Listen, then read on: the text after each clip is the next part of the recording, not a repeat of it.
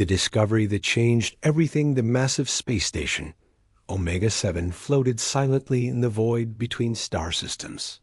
Inside its gleaming corridors, Ambassador Vextar rushed toward the emergency council chamber, his purple tentacles gripping a data crystal that contained the most disturbing intelligence report in galactic history. The Zephyrian diplomat had served the Galactic Council for 30 years, but nothing had prepared him for what his scouts had discovered. The council chamber buzzed with nervous energy as representatives from 12 major alien civilizations gathered around the crystalline conference table. Chancellor Crymoth of the Stellar Dominion tapped his clawed fingers impatiently, while High Regent Quodin of the Void Empire shifted uncomfortably in her floating chair. The tension was thick enough to cut with a plasma blade. "Fellow Council members," Vextar began, his voice trembling slightly, "what I am about to reveal will shake the foundations of everything we know about the galaxy's youngest species." He inserted the data crystal into the central projector, and a three-dimensional hologram materialized above the table. The image showed a fleet of ships unlike anything they had ever seen. Sleek, angular vessels with strange markings and unfamiliar technology drifted through space in perfect formation. But it was the symbol emblazoned on their hulls that made every alien in the room gasp in shock. The blue and green flag of Earth. "This is impossible," growled General Thraxon, the six-armed military commander of the Iron Collective. "Humans have barely mastered interstellar travel. Their ships are primitive, their weapons outdated. They should not possess technology like this." "That's exactly what we thought," Vextar replied, his voice growing more urgent. "But these images were taken by our most advanced reconnaissance drones. These ships are real, and they're heading toward the Outer Rim territories." Meanwhile, Captain Marcus Kane stood on the bridge of the UE's Prometheus, the flagship of humanity's first deep space exploration fleet. The veteran spacer had steel-gray hair and weathered hands that had seen countless battles during Earth's colonial expansion. His fleet of 5 ships had been traveling for 3 months, following ancient star charts discovered in the ruins of Babylon. "Captain," called out Lieutenant Commander Rebecca Torres from the navigation station, "we're approaching the coordinates from the archaeological data. Sensors are picking up something massive ahead." Kane walked over to the tactical display, his boots echoing on the metal deck. "Define massive, Torres." "Sir, it's a structure approximately 50 kilometers in diameter. The composition readings are ... unusual. It appears to be some kind of space station, but the materials don't match anything in our databases."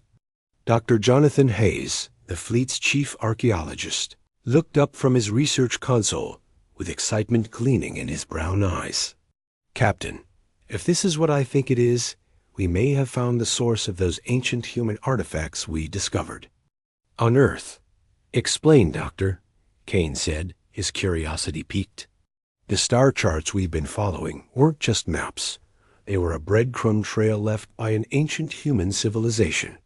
The mathematical patterns, the stellar alignments, even the metal composition of the artifacts all point to technology far beyond what we currently possess." The bridge fell silent as the implications sank in. Chief Engineer Patricia Novak, a brilliant woman with oil-stained coveralls and calloused hands, ran her scanners over the mysterious station. "Captain, this is incredible. The energy readings suggest this station has been dormant for thousands of years, but it's still functional. The power core is unlike anything we've ever seen." Kane studied the massive structure on the main view screen. Its dark hull was covered in intricate patterns that seemed to pulse with inner light. "Any signs of life?" "Negative, sir," Torres reported, "but there are automated systems still running. It's like the station is waiting for something." As the human fleet approached the ancient station, automated systems throughout the galaxy began to activate. Hidden sensors that had been dormant for millennia suddenly came online, sending signals across vast distances. The discovery of this one station triggered a cascade of awakenings. Dozens of similar structures throughout the galaxy began to stir from their long slumber. Back on Omega 7, the alien council was in chaos.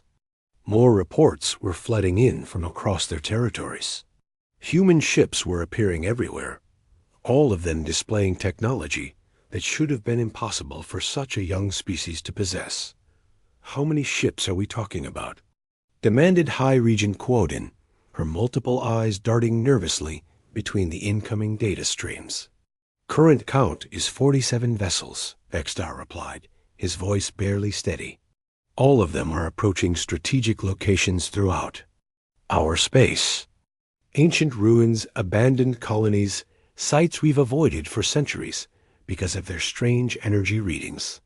"This is no coincidence," Chancellor Krymoth hissed. "The humans know something we don't. They're not exploring randomly. They're following a plan." The truth was beginning to dawn on the assembled aliens. Humanity wasn't just another young species stumbling into the galactic community. They were the descendants of something far older and more powerful than anyone had imagined. Awakening. The ancient fleet Captain Kane's team prepared for the most important boarding operation in human history. The ancient station loomed before them like a sleeping giant, its massive hull covered in symbols that seemed familiar yet impossibly old. Chief Medical Officer Dr. Lisa Park checked her equipment nervously, her Asian features tense with anticipation. "Atmosphere. Readings are breathable," reported Torres from the shuttle's pilot's seat. "Temperature is within normal human parameters. It's almost as if this place was designed for us." The boarding party consisted of Kane, Dr. Hayes, Chief Novak, and Dr. Park. As their shuttle approached the station's docking bay, massive doors opened automatically, revealing a cavernous interior lit by soft blue lights that activated at their approach. "The station knows we're here," whispered Dr. Hayes, his voice filled with awe. "After all these centuries, it's responding to human presence." They docked smoothly, and the airlock sealed behind them with a soft hiss. As they stepped into the station's corridors, their footsteps echoed through halls that had been empty for millennia. The walls were covered with intricate carvings that told the story of humanity's forgotten past. "These inscriptions," Dr. Hayes said, running his hands over the ancient symbols, "they're in proto-human languages. Sanskrit, ancient Greek, hieroglyphics, but older than anything we've found on Earth. This predates our recorded history by thousands of years." Chief Novak was examining the station's technology with growing amazement. "Captain, these power systems are beyond anything we've dreamed of. The energy efficiency is incredible, and the materials. Some of these alloys shouldn't be possible to create." They followed the main corridor to what appeared to be the command center. The chamber was enormous, with curved walls covered in displays and control panels. In the center stood a raised platform with a chair that looked distinctly human in design. "Someone sat here," Kane observed, approaching the command chair. "Someone who was built like us, thought like us." As Kane's hand touched the chair's armrest, the entire command center came to life. Holographic displays materialized around them, showing star maps, fleet configurations, and streams of data in languages both ancient and modern. Then, a voice spoke from hidden speakers throughout the chamber. "Welcome home, children of Terra," the voice said in perfect English. "I am the curator, guardian of the fleet that your ancestors built. We have been waiting for your return." The team stood in stunned silence as the artificial intelligence continued. "Long ago, humanity reached for the stars and found them wanting. Your ancestors built a great civilization that spanned the galaxy, but when darkness threatened, they chose to scatter and hide their greatest achievements. You are their descendants, and now the time has come to reclaim your birthright." Meanwhile, across the galaxy, the alien council was receiving increasingly disturbing reports. Every human ship that had appeared was now approaching ancient sites that had been mysterious for centuries. These locations, long avoided by alien civilizations due to their strange energy signatures, were suddenly coming alive. The humans are activating something, reported Intelligence Director Zorka of the Shadow Syndicate.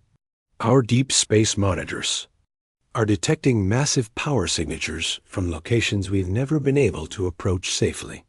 Ambassador Vexstar studied the incoming data with growing horror.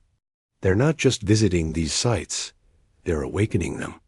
Whatever technology is hidden there, it's responding to human presence.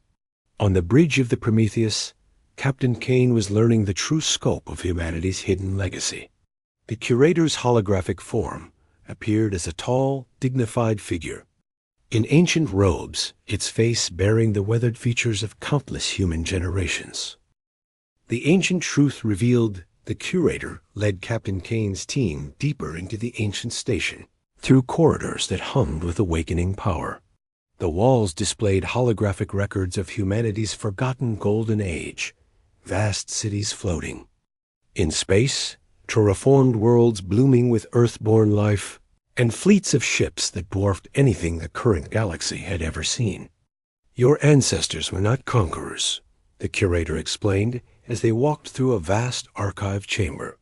They were gardeners, nurturing life wherever they found it, protecting younger species from the dangers that lurk in the cosmic dark.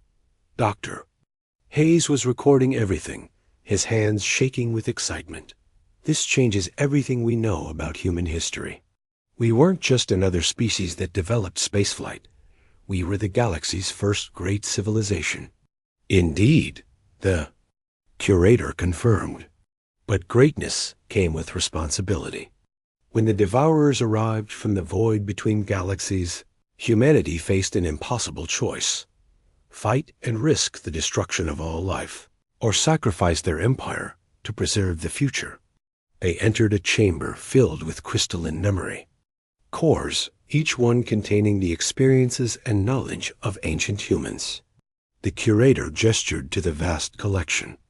These are the memories of your people, scientists, artists, warriors, and philosophers who chose to preserve their civilization's wisdom rather than its power. Chief Novak was studying the technical specifications of the awakening fleet. Captain, these ships aren't just advanced, they're alive. The hulls are grown rather than built. The systems adapt and learn, and the weapons ... double quotes. She paused, her face pale. The weapons could glass entire star systems. Yet they were used only in defense. The curator said softly, "Your ancestors understood that true strength lies not in the ability to destroy, but in the wisdom to protect." Meanwhile, the joint alien fleet was approaching the human positions. Admiral Clickstar of the Unified Defense Force commanded over 1,000 ships from 12 different species. His flagship, the Devastator of Worlds, was the largest warship ever built by the Alien Alliance. All vessels maintain formation. Admiral Clickstar commanded through the fleet-wide communication system. The humans may have ancient technology, but they are outnumbered 50 to 1. We will disable their ships and secure the ancient sites before they can fully activate whatever weapons they've found. On the bridge of the Prometheus, Lieutenant Commander Torres detected the massive alien fleet approaching. "Captain, we have incoming ships. Lots of them. I count over 1,000 vessels from multiple civilizations, all armed and in attack formation." Kane touched his communication device, connecting him to the curator. "We have a problem. The aliens are coming in force." "I am aware," the curator replied calmly. "The younger species fear what they do not understand, but they have forgotten the lessons of the past. Shall I remind them?" "What do you mean?" Kane asked, though he suspected the answer would change everything. Throughout the galaxy, the ancient human sites were fully awakening. Massive structures that had been mistaken for natural phenomena revealed themselves as defensive installations. Ships that had been hidden in asteroid fields and nebulae for millennia began to emerge, their hulls gleaming with renewed purpose. Captain Diana Wolf of the UES Explorer, watched in amazement as her ship's sensors detected the awakening fleet. The grizzled veteran had commanded deep space missions for 20 years, but nothing had prepared her for this moment. "My God," she whispered as her tactical display lit up with contact markers. "There are hundreds of them. Where did they all come from?" Her chief science officer, Dr. Martin Cross, was analyzing the sensor data with growing excitement. "Captain, these ships have been here all along. They were cloaked, hidden in plain sight. The technology is so advanced that we couldn't even detect them until they chose to reveal themselves." On the ancient station, the curator was preparing to demonstrate the true power of humanity's legacy. "Your ancestors foresaw this day," it told Kane. "They knew that fear would drive the younger species to violence. But they also knew that sometimes the only way to achieve peace is to demonstrate strength." The alien fleet was now within weapons range of several human positions. Admiral Clickstar gave the order to attack, confident that their overwhelming numbers would quickly crush any resistance. "All ships, commence firing," he commanded. "Disable the human vessels and secure the ancient technology." Thousands of energy beams and missiles streaked toward the human ships, but as they approached their targets, something impossible happened. The attack simply stopped, absorbed by invisible barriers that surrounded each human vessel. "What's happening?" Admiral Clickstar demanded. "Why aren't our weapons working?" His tactical officer, a nervous Zephyrian named Tekalon, studied his displays with growing alarm. "Sir, the humans have some kind of defensive field. Our weapons are being completely neutralized." "Impossible. No technology can deflect that much firepower." But even as he spoke, the ancient human fleet was revealing itself. Ships emerged from hidden positions throughout the galaxy, their hulls gleaming with power that made the alien vessels look like toys. The largest of these ships dwarfed even the mighty Devastator of Worlds, and there were hundreds of them. Captain Kane watched the tactical display with a mixture of awe and fear. "Curator, what are you doing?" "I am reminding the galaxy why humanity was once revered rather than feared," the curator replied. "Your ancestors built these ships not as weapons of conquest, but as shields to protect the innocent. Today, they serve that purpose once again." The lead human ship, a massive vessel called the Eternal Guardian, opened a communication channel to the alien fleet. The voice that emerged was calm, but carried the weight of ancient authority. "Fleets of the younger species," the voice said, "you have come seeking to prevent awakening, but you do not understand what you face. We are not your enemies. We are your protectors, as we have always been." Admiral Clickstar stared at his displays. In shock, the human ships showed no signs of aggression despite their overwhelming technological advantage. They simply held position, their defensive fields active, but their weapons powered down. "This is Admiral Clickstar of the Galactic Defense Force," he broadcast. "We demand that you power down your vessels and submit to inspection." The response came not from the human ships, but from the ancient station itself. The curator's voice echoed across all frequencies, reaching every ship in both fleets. "The time for demands has passed," the curator said. "The galaxy faces a threat greater than any you have known. The devourers stir beyond the void, and only united can we hope to stand against them. Choose wisely, children of the stars." The choice between war and unity, standoff between the massive alien fleet and the awakened human vessels stretched across multiple star systems. In the command center of the ancient station, Captain Kane struggled to comprehend the magnitude of what was unfolding. The curator's holographic form stood before him, its ancient eyes holding the weight of millennia. "Show them," Kane said finally. "Show them what's coming." The curator nodded and activated the station's most powerful communication. A ray, throughout the galaxy, every ship, every station, every civilized world received the same transmission. It began with images from the void between galaxies, darkness so complete it seemed to devour light itself. Then came the first signs of movement. Massive shapes stirred in that cosmic darkness, creatures of impossible size and alien hunger. The devourers were awakening, drawn by the energy signatures of the expanding galactic civilizations. Admiral Clickstar watched the transmission with growing horror. His six-armed form tensed as the true scope of the threat became clear. These ... things ... they're real? Very real, the curator's voice responded across all channels. Your civilizations have grown strong and prosperous in the eons since humanity's retreat. That growth has been noticed.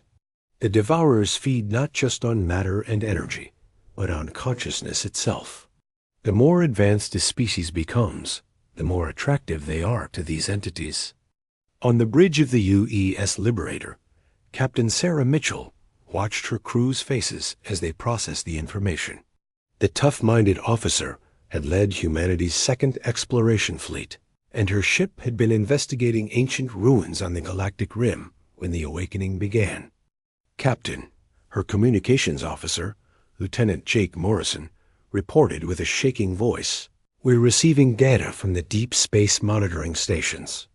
There are massive energy signatures moving toward our galaxy from the void. Whatever these things are, they're coming fast." Dr. Elena Vasquez, the fleet's xenobiologist, was analyzing the transmitted data with growing alarm. The biological readings are impossible. These entities exist partially outside normal spacetime.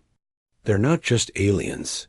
They're something fundamentally different from anything that evolved in our universe.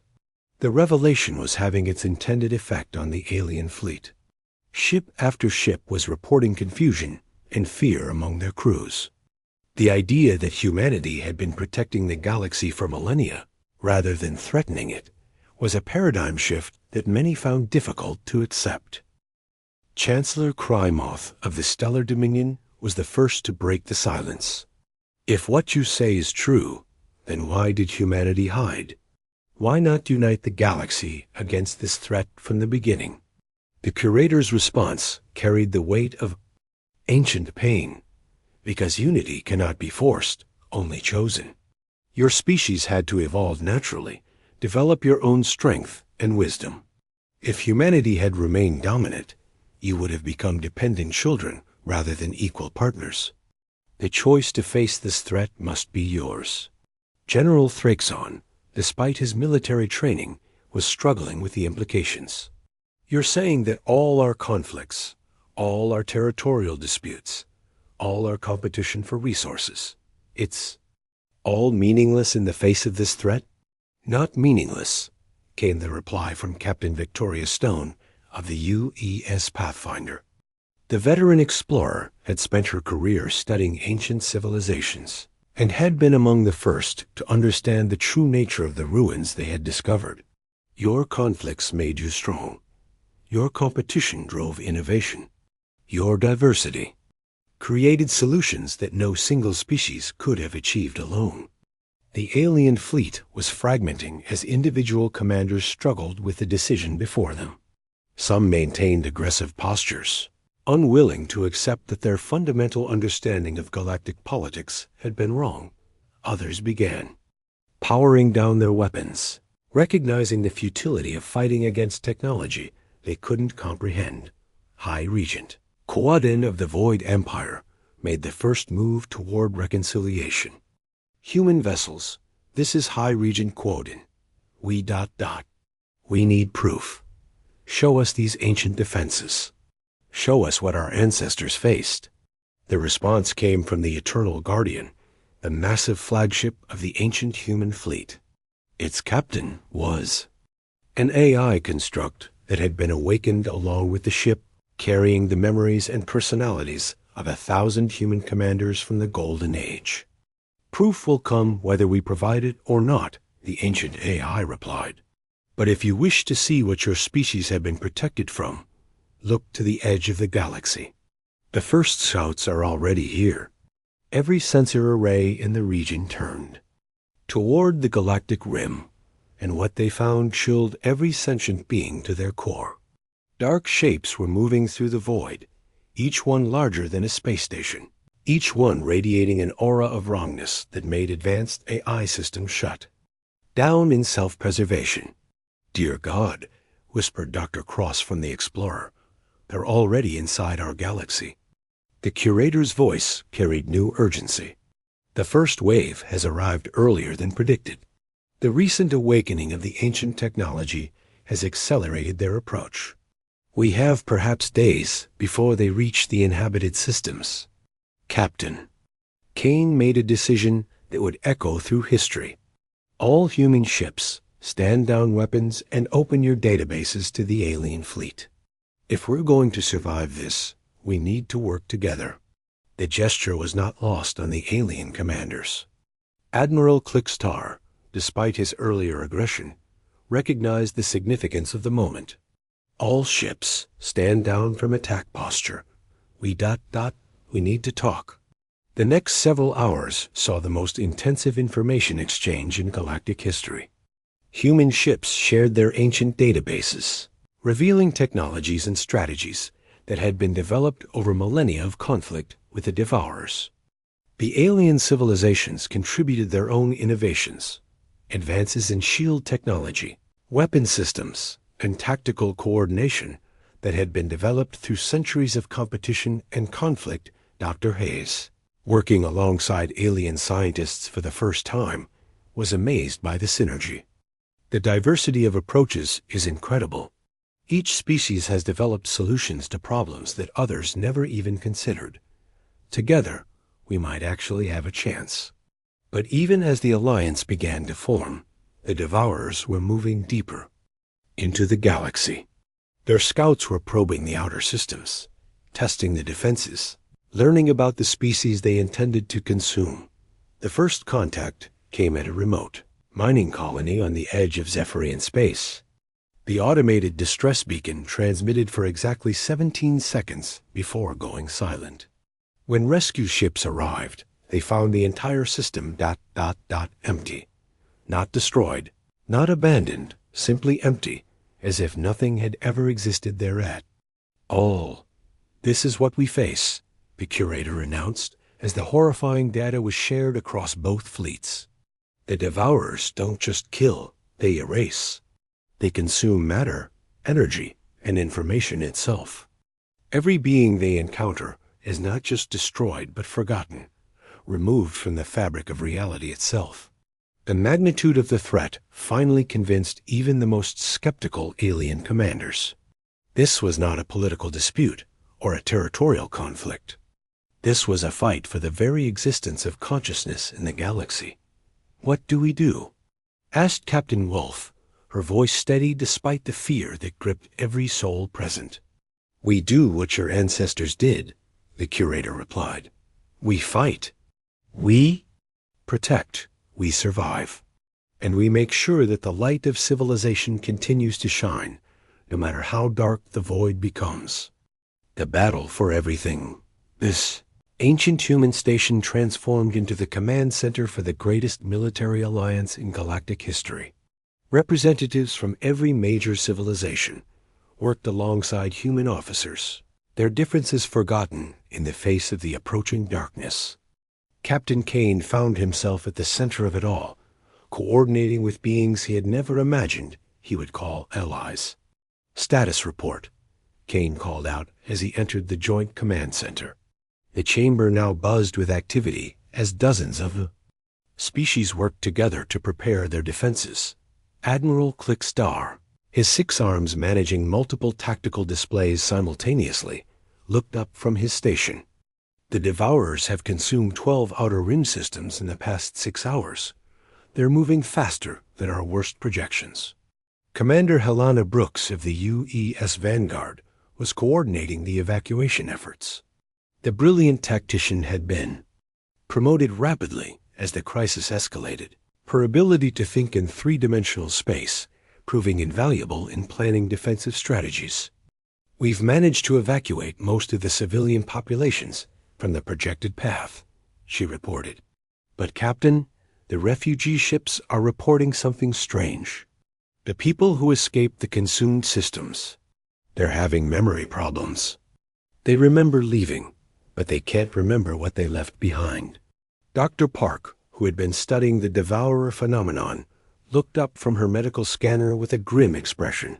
It's not just memory loss. The quantum signatures of the survivors are deteriorating. The devourers didn't just consume the systems.